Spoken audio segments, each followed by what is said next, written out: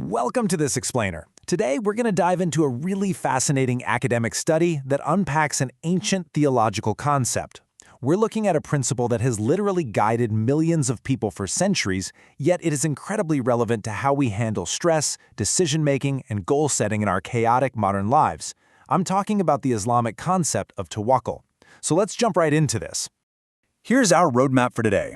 We'll start by defining true tawakkul, look at how the researchers analyze the Holy Quran, explore its role as a cornerstone of faith, unpack the balance between effort and trust, and finally, check out the amazing psychological payoffs of optimism and fearlessness. All right, Section 1, Defining True Tawakkul. Let's get our foundation set before we get into the heavy academic analysis. At its core, tawakkul is a cardinal Islamic belief. It's defined as trusting, relying, depending, and putting confidence in Allah alone. And it's really important to note that in Islamic literature, this specific word is reserved purely for the relationship between a believer and the divine. Like, it's not the same word you'd use for trusting your best friend or a coworker. But as we're going to see, it's often vastly misunderstood by both observers and even practitioners as just mere passivity or, fatalism. So, to get past those surface-level assumptions and really understand its dimensions, we aren't just guessing here. We are looking at a highly rigorous qualitative study published in the VFAST Transactions on Islamic Research. The authors, Dr. Sultan Shuja and Muhammad Usama Gondal, basically set out to build a comprehensive, empirically backed working definition of tawakkul directly from the source text. Moving to Section 2, Analyzing the Holy Quran. What's really cool about this research is the exact methodology they used. They definitely didn't just pick and choose quotes at random to fit a narrative.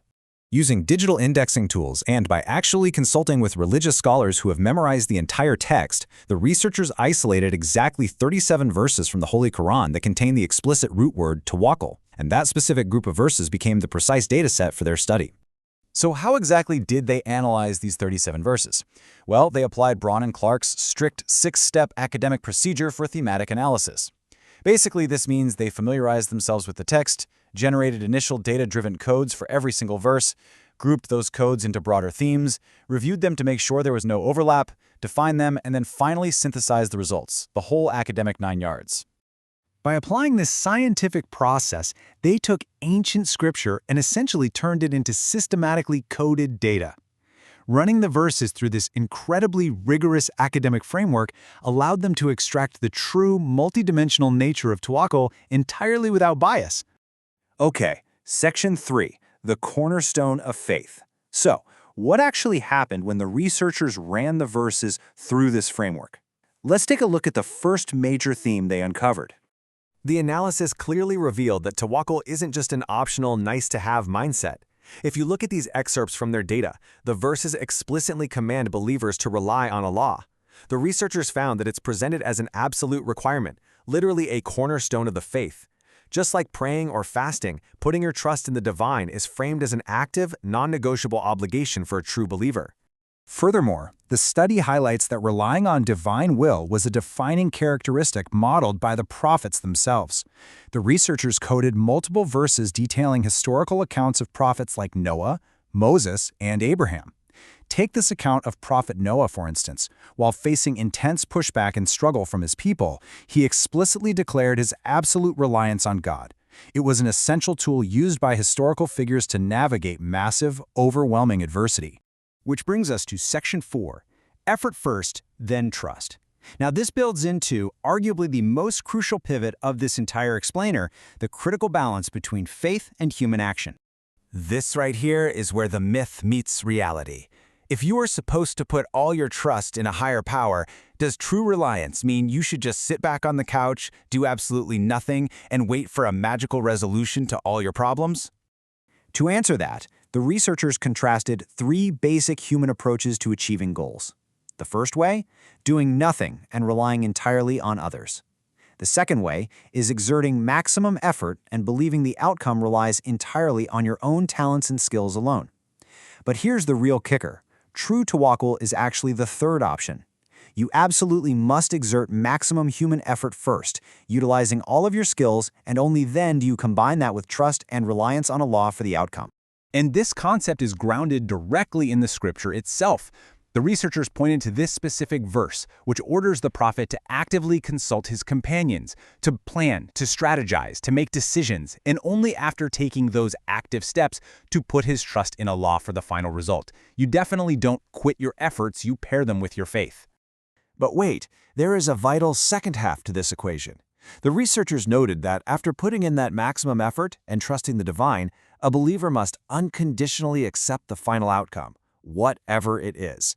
Whether the result is a massive success or what we might personally perceive as a crushing failure, true tawakkul means accepting that the outcome is ultimately part of a much greater, wiser plan. Let's move into our final section, Section 5, Optimism and Fearlessness. Let's see how this framework of maximum effort plus unconditional acceptance directly impacts the human mind. Through their thematic analysis, the researchers discovered some massive psychological payoffs described in the text. When someone actually operates with this mindset, it creates a profound shield of optimism and fearlessness. Think about it. If you genuinely believe the ultimate authority of the universe is supporting your affairs, your fear of adversity just plummets. This drastically reduces the daily stress and anxiety we all feel about the unknown, cultivating a really deep sense of emotional stability. And what's super interesting is exactly how the text frames this psychological defense. The researchers highlighted a verse stating that Satan basically has no authority or control over those who put their trust in their Lord.